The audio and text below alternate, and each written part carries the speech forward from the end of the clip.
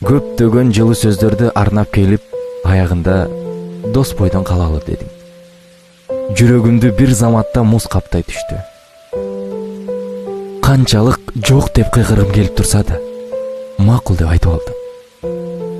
Негизи эле мен сага жок деген жоопту айта албачу элем. Бул жолу да ошондой болду.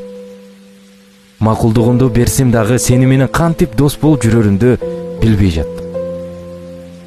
Жаным дегендин ордуна досум деп айтамынбы?